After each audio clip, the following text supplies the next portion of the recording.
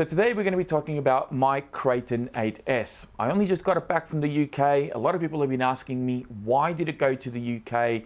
Why has it been missing? And although I have explained this before in a couple of other videos in the past, I'm pretty sure that there's been a lot of people out there that haven't seen those videos or haven't seen those parts of those videos.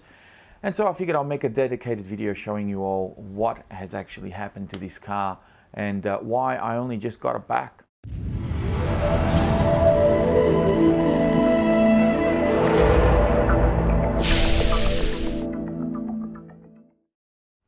Okay, so the story goes like this. I had the car about 2 weeks prior to launch. I did my unboxing video, I did a running video, and eventually I did do a speed test. Now, here's the thing. After I did the running video of this car, I brought the car home, I cleaned it up, and I put it away for the day. The next day, I had the car on this very bench, and I was loading it up with 2 4S batteries to go and do a speed run. I noticed that the tower-to-tower brace had a great big bow on it. It looked like a hammock, so it was bent. And I paused and I was like, oh God, this isn't good. And I immediately thought, hang on, if the brace is bent, what else is bent? So I flipped the car upside down, and sure enough, the chassis was also buckled. And it was buckled in a couple of places. It had a great big bow towards the front, so it was sagging towards the front, but then at the back it had that negative bend similar to that I had on my Kraton 6S when I broke the rear chassis brace and just kept running it, and anyway I damaged that chassis. So the chassis was all buckled up and the car was obviously damaged, and the first thing I did is I took some photos and I forwarded them to ARRMA, keeping in mind that at this time the car hadn't yet launched. It hadn't been released to the public, so no one knew about this. And ARRMA pretty much turned around and they saw the photos and they said, oh my God, what have you done to the car? And I said, nothing, I've just done the running video, because I showed them a link to the running video before that video went live. Go watch the video. And they saw it again and they said, I can't, nobody could really pinpoint where the damage occurred. It wasn't like there was a particular landing or a crash or anything. They even asked me if I'd cut anything out of the video, and I said no, I hadn't run the car, it was only just that one video. So they said, okay, well, we're going to need the car back. And I said, sure, no problem. And I'm assuming that they wanted it back not for sentimental reasons, but because they wanted to see what had happened to the car, what caused this to happen. Because they said, we tested the car thoroughly before launch. We've never encountered this type of damage, so something's going on. Between the time that they said this is how we want the car to be made and the time that the cars were made to go out to reviewers, something had changed. At least that's what a theory was. Maybe somebody took a shortcut on the materials, maybe someone missed something in the assembly of the car. Who knows, right? So they wanted the car back to see why this had happened. And eventually, I still went out there and I did my speed run. And if you watch the speed run of the Kraton 8S, I didn't take the body off. I actually got the GPS out of the car from underneath it. Like I reached in the wheel well and took the GPS out of there because I didn't want to show the bent bar. I didn't want to show the damaged car. And it wasn't because I was trying to deceive the public or do anything like that. The car at this stage hadn't been launched, and they said, look, we don't know what's happened, and until I knew that it was safe to talk about, because this is something that it could have been something that was unique to my car. It may not have been something that was across the board with all the Kraton 8S, if that makes a bit of sense. So I wasn't trying to hide this. It was just there was a need to know basis, I guess, at that point. I didn't really need to show this until we had some answers.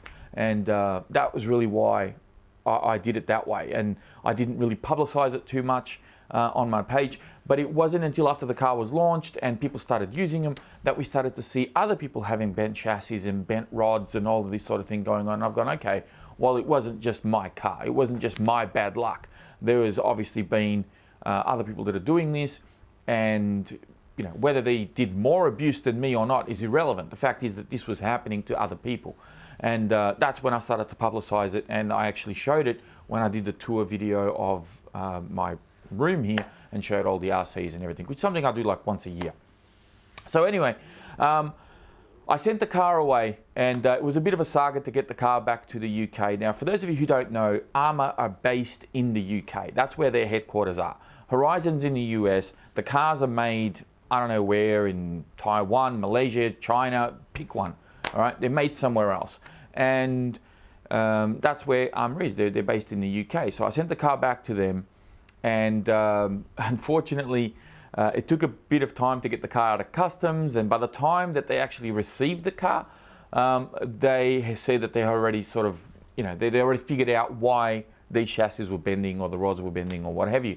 They didn't tell me what it was. They didn't tell me what they were going to fix. They didn't tell me what they were going to change. They just said, I think we've already figured out what's going on. That was really just, it was a passing phrase. So,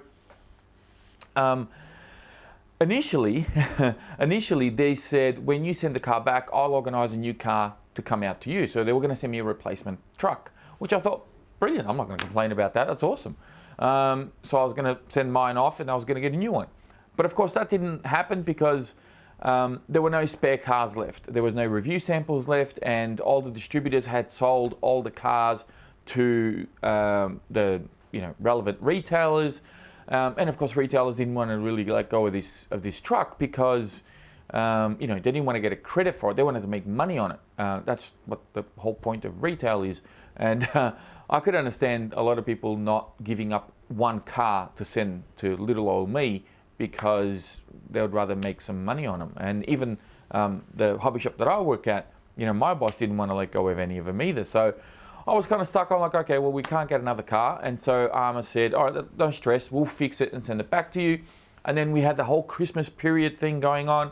And they said, look, I don't think we'll have time to fix it. So we might just put all the parts that you need in the box and just ship the whole thing back to you. So the entire exercise was a complete waste of time and money, for lack of a better word. It was just a complete cluster, what. And I lost money sending it back to them. They lost money taking it out of customs and sending it back to me. It was just a huge farce over something that probably could have been resolved via Skype or even a phone call or some more detailed photos or who knows.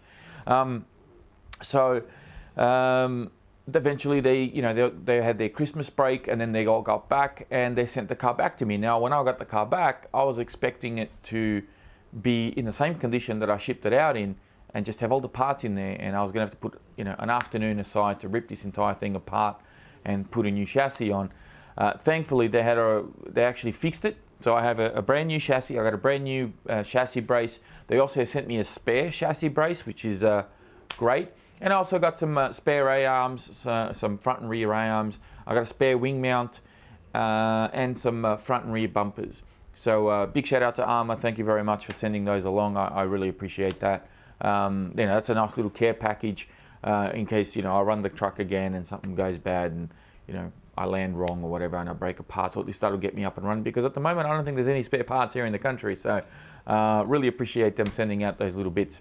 And that's pretty much the story of my Kraton 8S, which is the reason why you haven't seen any more videos on it. I originally got some new tires, and I thought, at the time that I got those tires, I thought, well, my car was already on the way, and I posted up that I was going to put some new tires on the truck, thinking, at this stage, still thinking that I was going to receive a new truck, and that, it would all be very seamless. You guys wouldn't have even known that I swapped cars. They would have had another one. It was meant to be very seamless, and then, of course, come review time or later on down the line, once I had some answers and I had a green light from ARRMA to go, it's okay now, you can talk about that whole damaged car scenario, then I would have revealed and said, look, this is what happened and this is why, which is exactly what I'm doing now anyway. So I'm letting you all know what's going on. And that's pretty much it in a nutshell. That's the whole story of my Kraton 8S. Now, in regards to what I think of the truck, because the most common question that I've had recently has been, should I get this truck or should I get something else? Do you think it's worth this type of money? Yada, yada, yada. Everybody wants to sort of get my opinion on it. And I've been fairly reserved on, spilling the beans on what I think of this car. And there's a couple of reasons for that. One is I absolutely love the brand. I think ARRMA have a really good attitude towards the hobby and towards their customers. And my opinion of this car isn't exactly what a lot of people would probably expect it to be. I think it's going to throw a bit of contrast to what some other people may say about this car. So here's what I think of the Kraton 8S at the moment. I think that there's a few things that aren't quite right with this car. Okay, number one, it's advertised as a 5th scale monster truck. I'm sorry, I strongly disagree with that. I don't think it's a 5th scale monster truck. I think it has 5th scale bloodline in a way. It's big, and there are some components here that are considered to be 5th scale, but the overall size of the truck itself is not a 5th scale truck. I think at best this should be advertised as a 1/6 scale monster truck. When you put it next to a truck like the X-Max, for example, it's very much the same size. It's a little bit wider, it sits lower, and it's that much longer. Mainly, as far as the wheelbase goes, it is longer when you take into account the spoiler, of course. But the X-Max sits up a lot taller, and they have just about as much suspension travel as each other. But the X-Max is lighter, and this is a hell of a lot heavier. I think it's like 3 kilos heavier than the X-Max or something, which is a lot. It's a lot in a car like this. And then you look at the electrics that this comes with, and these aren't 5th scale electrics. They're 1/6 scale electrics at best. This is the type of electric power system that you'd expect to see on maybe the Infraction or the Mojave. Albeit you don't really need 8S on the Mojave, but that's the sort of upscale that you'd expect to see on those types of vehicles. In this vehicle, however, this power system, I believe, is at its absolute limit. You are at the tail end of what this power system is capable of. There's not a lot of room for scope. And although you can gear it up, the car is extremely under-geared out of the box. When you do start to gear it up, you do need to take into account that there are going to be some heat issues. And of course, warranty might just go flying out the window because you're pushing this thing beyond what is recommended by the manufacturer. So you do need to keep that in mind with a car like this. So the scaling of it and the electrics, I think, are off. They're not on point. They're not the way they should be. Now, when you look at the speed of the car and the overall performance of the car, I think it handles extremely well. It jumps very well. It's actually really well balanced in the air. But power-wise, I can't. The power in this car is just so underwhelming.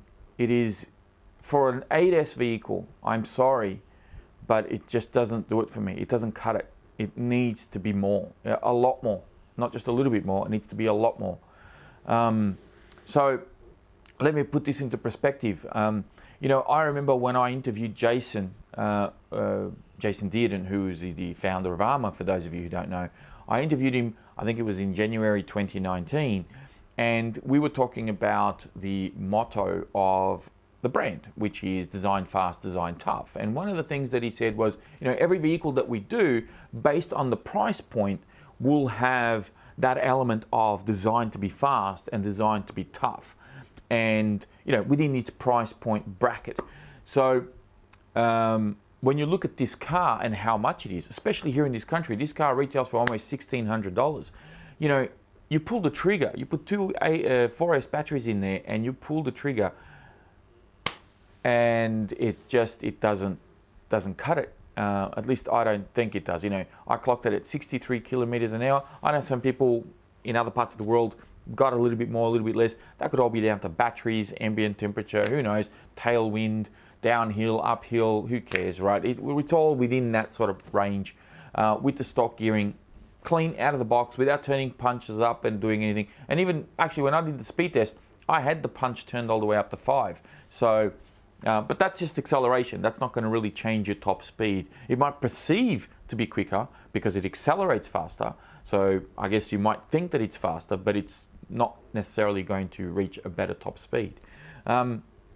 So I think there are some good things about this car as far as the performance of it, but there's also some bad things. Now, yeah, a pinion change will fix that. You can get a little bit more Ks or miles out of this car by changing out the pinion. But as I said earlier, you're going to run into heating issues and reliability issues with these electrics in the long run. You may not see any evidence of that initially, but who knows what will happen, 2 dozen, 3 dozen packs down the line when you are pushing this thing hard. So, that remains to be seen, I think. And I think that's why a lot of people are switching out the motor in this to go to a hobby wing 5th scale motor and so forth.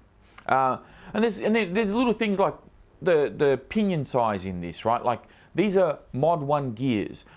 If this is a true 5th scale, if ARRMA really wanted to advertise this as a 5th scale vehicle, it should be Mod 1.5. And the shaft size of the motor should be 8mm, not 5mm. Because now, when you switch this out to an 8mm shaft for the proper, hobby wing size 5th scale motors, a lot of those come with 8mm shafts, and trying to find Mod 1 pinions with an 8mm shaft is quite difficult. At least in this country it is anyway. And I think most people will agree around the world it can be tough to find Mod 1 gears with an 8mm shaft. Mod 1.5, however, there's a little bit easier to find.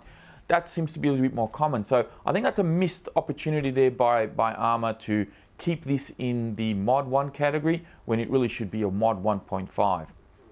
So now we move on to the durability aspects of this car, and this is where, if I was to rate all the ARRMAs that I've had in my fleet over time, from the best to worst, if I was to rate them all, the Mojave for me is number 1, and the ARRMA Kraton 8S is dead last on that list. I can't rate this car for durability when a fairly simple run, stock out of the box, I didn't do any major crashes, I didn't break any plastics, but after a fairly basic run at a BMX track that I have ran lots of other cars in the past and survived quite easily, at worst you might break a link or a rod end. I would have been happier with that if that had been the case, rather than having a buckled tower-to-tower brace and a buckled chassis. This failed miserably. Honestly, it did. And as I've said in the past, I love the brand. I've supported the brand for many, many times, for many years now. And I have to speak truth, because at the end of the day, this experience that I had with this car has not been that great. I haven't had a good experience with it, and I can't sit here and say that this is a really good car when it's not. Now, I know that there's a lot of people out there that would disagree with me, and that's fine. I know that there are M2C chassis that you can get. I know that there are brace mods that you can do. I know that there's all these other things that you can do to this car. But when you start adding all of these costs up, including a rather expensive chassis for a very large car, and I'm not expecting the chassis to be cheap, I'm not expecting it to be a $50 thing, but you start adding this up to a car that's already, $1,600 odd, it gets quite expensive. Now, the argument could be had, and I've had a friend of mine who said, for the 5th scale scene, if you spend $2,500 on a 5th scale or $3,000 on a 5th scale, that's about average. That's acceptable. It's not that bad. But the problem is that this isn't a true 5th scale. And when you look at the lack of performance that the car has on top of the lack of durability and all of these things that you have to do to the car, I think from a consumer standpoint, from the average person who is either a fan of the 4S line or the 3S line, the 4S line or the 6S line of cars, to suddenly go into this 8S and find all of these issues, I think that lets the brand down a little bit. Now, I will say this. ARRMA have definitely taken a step in the right direction. I don't want to discourage them from continuing on with this kit. I don't think anything I say would do that anyway. But I think that they do need to analyze this a little bit better and tweak some things in the next version. If not, do a rolling updates to improve these cars when they come out of the box, and give people something a little bit more exciting to drive when you take them out of the box. Gearing, punch settings, and center diff oil specifically is the center diff. Like, I've now put a 22 tooth pinion in here, and I've got my punch setting all the way to 5. The front tires, all they do is balloon. So now I have to go and find, I think it's like 2.5 million weight diff oil, and the only one that I've managed to find is over in the States, and to get it costs something like $55 to get it over here. So we're talking about a little tub of oil for $55 on top of the pinion costs, on top of perhaps, you know, changing out the chassis. And then if you really want to go 5th scale, proper 5th scale, you got to change out those electrics. And you got to put a hobby wing system in here with the 200 amp ESC Max 5, and maybe you'll get the performance that you'd expect out of the box given the money that you pay for this car. That's just my thoughts on it so far. I'm pretty sure that my thoughts may vary a little bit as time goes on. I need to run this car again. I need to remind myself what its performance is like, and I need to tweak that center diff, because I had the car ready to go and I was actually going to go and run it today, but the way that it's running with the front tires ballooning like crazy, it's undrivable. I can't give you a bash video with the way that the car is driving right now. Yes, it's got more speed, and it's got a lot more punch, but it's just, there's no power going to the rear wheels. I can't do wheelies. It feels, even though it's revving, it still doesn't feel like it has that acceleration, that excitement that you'd expect out of an ARRMA vehicle. And until I know that this car is ready to go again, I'm going to reserve from going out and bashing it and doing anything crazy. Now, am I going to bend the chassis again and the top brace?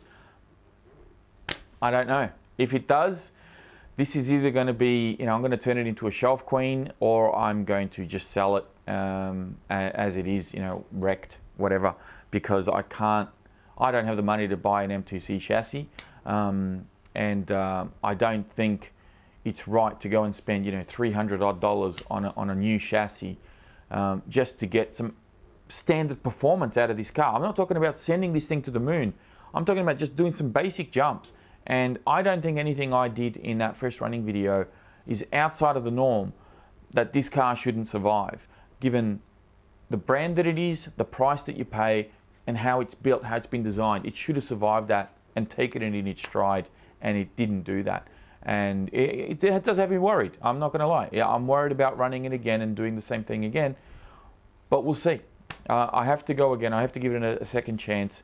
And hopefully I'll get a chance to do that soon when it's not like 40+ degrees outside like it is today, because it's very hot. I got a fan pointing right at me because otherwise I wouldn't be able to stay in here. But anyway, that's what's happened to the car. That's my thoughts on it. Hopefully you guys, you know, you're all up to speed now, and you know exactly where I stand with this car.